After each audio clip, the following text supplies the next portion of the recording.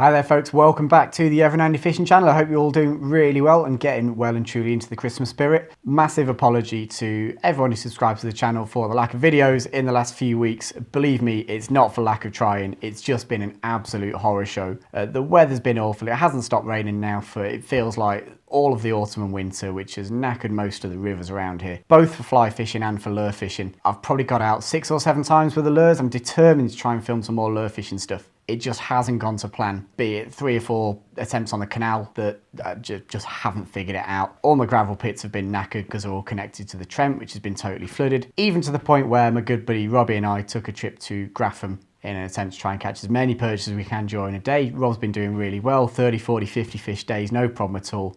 We landed 4, 2 of which were hooked in the butt. So that's how it's been. Most of the fly fishing rivers have been totally crushed, and on the days when they haven't been crushed, I've been out working, guiding, rather than filming stuff. So it's been a really tough couple of months, but I'm hoping that as we move through the winter, things will start to improve. And geez, they've got to, haven't they? It's been terrible. So IB and I are always keeping an eye out in the comment section to try and find out what kind of stuff you guys would like us to film next. And one of the things that's come up really often in the last year or so has been the kind of flies that we use in while we're out fly fishing. So I thought what we'd do is we'd try and film a few step-by-step fly tying videos on how to tie the flies that I use most regularly while I'm out in the water. Don't get me wrong, I'm no David McPhail, I'm no Andy Saunders, I'm certainly no Cheech, so if you're looking for some real in-depth, super neat and tidy, beautiful looking flies, I'm probably not your guy. I'm a full-time guide, I spend all my time on the water. For me, if a fly takes longer than 5, 6, 7, 8 minutes to tie, then to be honest, that's too long. I just don't use flies like that. So my flies tend to be very simplified versions of the stuff you might find out there. For me, I try and put as many of the triggers that I want in as possible. And as we go through these flies, hopefully that'll start to come across. So what I intend to do is do a step-by-step video for each of my favourite Grayling Nymphs. We're at that time of the year now, there's nothing rising around here, so it's all about getting down and dirty, plenty of tungsten. So my intention is that I'm going to film my 5 favourite Grayling Nymphs for fishing during the winter, starting with this one today. So let's get over to the vise and crack on. Okay, so we're going to start with what has probably been my most productive Grayling fly for the last decade. It's a fly that anyone who's been out on a day's fishing with me will recognise this one. Wherever I've been, anywhere in Europe, this fly has worked. It slays on the dove, it's great on the Derwent. It's natural enough that the fish in the Y like it. Did really well on the Welsh Dee. I've caught fish on this in Slovenia. I've got a guy down on the River Test who buys these off me in like batches of 40 and 50. It just works everywhere. It's a super simple pattern, there's not a whole lot to it, but that's one of the things I really like about this fly. It started out as a much more elaborate fly, and gradually over the years I've taken out more and more to the point where it's now a very simple, very quick tie.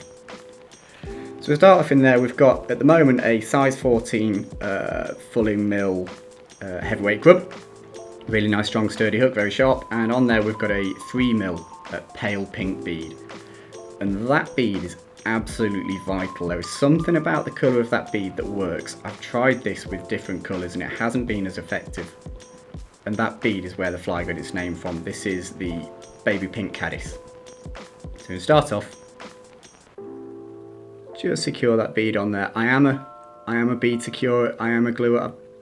Personally, I've found over the years that when I don't secure that bead, the fly comes undone a lot quicker. So all I'm going to do is put a little dot of zap just behind the bead there while I'm tying the rest of the fly.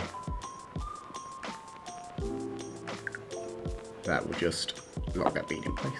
A little bit too much. There we go. So I'm going to create a little bit of a taper just while that's drying. It's like any other Caddis type pattern, it's going to get slightly thicker as we get towards the head. I ought to say the thread here is Vivus 120 in olive. Alrighty, fly's going to have a rib, and that is going to be 014 red wire. This is the hen stuff, really nice bright colour, I like this stuff.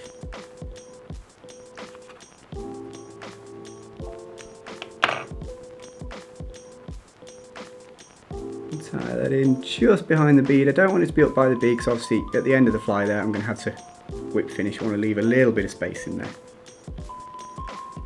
Nice touching turns right the way down.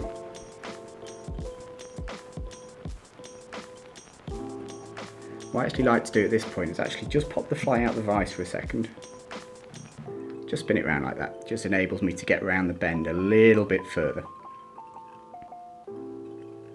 Create a nice curved profile. Okay, cool, that'll do. So in terms of dubbing for this fly, we're going to use two different types. The body is going to be a natural fur dubbing, and then there's going to be some ice dub at the top just to form a collar. There was a time when I was really picky about this, and I would only use golden olive possum dubbing, and it's beautiful stuff. It's nice and spiky, loads of little guard hairs you can tease out. It works a treat. In truth, over the years I've got a little bit less kind of angsty about that. At the moment I've actually run out of the possum, and I can't find the golden olive in an individual packet anyway, so my hand is kind of forced. So for this one we're going to use, I'm pretty sure this is a Wopsy pack of rabbit dubbing, which, to be honest, in terms of that spiky stuff, is just as good if I tease a little bit of that out of there. There's all kinds of different types of fur in there. There's guard hairs, there's kind of under fur, so this will dub really, really nicely as well, and it's a great colour. So I'm going to start off dubbing this really, really thin. Literally at the bottom end of this, down by the curve of the shank. I just want to cover that thread down at the bottom there. It's a super thing. I'm going to dub this thread so that as we come further down the shank of the hook, things start to get a little bit thicker. It's not going to be really bulky. I don't like tying really bulky flies, and to be honest, I don't particularly like dubbing. I find when tying a nymph, one of my key requirements of it is I want it to get down. It needs to sink, you know. And I'm always thinking, whatever I'm putting on a fly, essentially, once we start with a hook and a bead, anything else we put on is going to stop that fly sinking as fast as it could do. So I always try and not go too heavy on dubbins and stuff like that. That looks absolutely fine. Okay, as we get up to about halfway up the shank, I'm just going to hold that and I'm just going to reposition the hook again. There we go. So not quite got enough dubbing on there. Probably need a couple more turns. But that's pretty good. I like that taper.